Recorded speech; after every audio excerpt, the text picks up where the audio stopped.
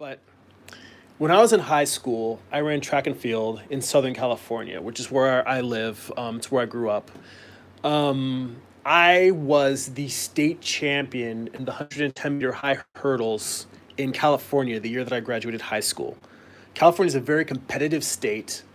I didn't go to the high school nationals that year because I was so exhausted by the end of the year that I really just wanted to stop and rest. I didn't feel like training anymore. And I wanted some time off because I was going to be going to UCLA for my undergraduate college, and I knew that that was going to be very hard. It's going to be very intense. It's going to be a whole new level of training, and I kind of wanted to just take some time to just relax, enjoy my last year of just being I wasn't really a kid anymore. I was 18. I finished high school, but the point being is that when I won that state championship and I was done, I thought I would feel overjoyed and elated. But it was such hard work getting there, and that when it was done, I just sort of felt like, okay, that was done. And my coach was there to congratulate me, and there were other teammates of mine who had also made it to the state finals that were there to congratulate me. And my parents were there, and people were cheering me, and it was a nice experience. But somehow it felt like all of this work to accomplish this thing, and then it was just over.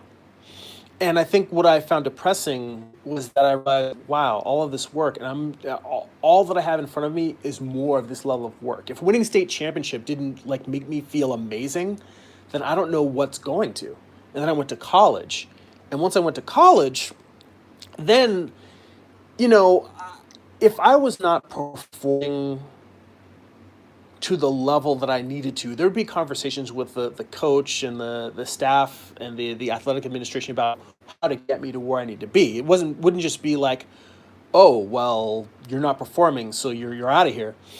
But there was definitely this sense that I was on athletic scholarship, and in my mind, I felt like my education was tied to my performance, and that if I wasn't good enough to continue to perform and continue to produce, then I wouldn't be able to continue in college. And the thing is, I was an art major.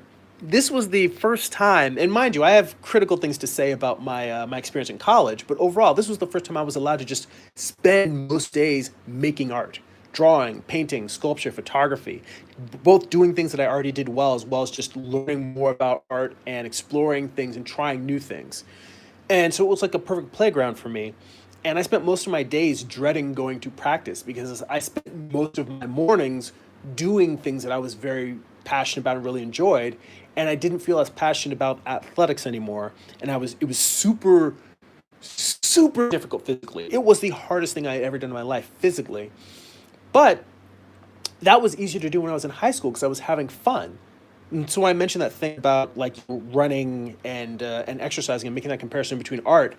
In high school it was a fun challenge to push myself physically as hard as I could. Whereas in college, it was something that I dreaded because I had put these expectations in terms of finances and how it was paying for my school. I put that pressure on me.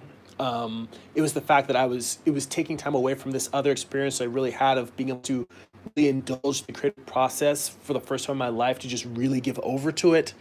And it felt like it was pulling me, it was time away from that. And then there was just how goddamn hard it was. And so putting all of that stress on myself destroyed my love of track and field. I'm not saying that I hate track and field, but I'm saying that I did not perform. I still to this day regret that I did not perform to the level that I thought I was truly capable of. I don't think I was good enough to be a professional athlete, but I think I definitely could have been better as a college athlete than I was. And I didn't live up to that. And I didn't live up to it because I let anxiety and pressure and fear destroy my passion for something that I once really, really loved.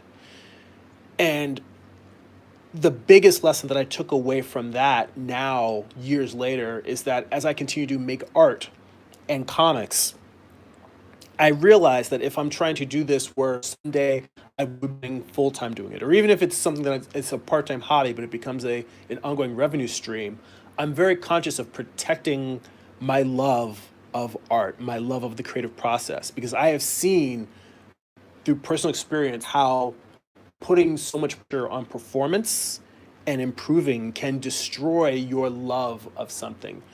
And while it sucks that I didn't enjoy my college experience as an athlete as much as other people I saw did enjoy theirs, I learned an important lesson about passion and about protecting passion. And that's why, coming back to the conversation about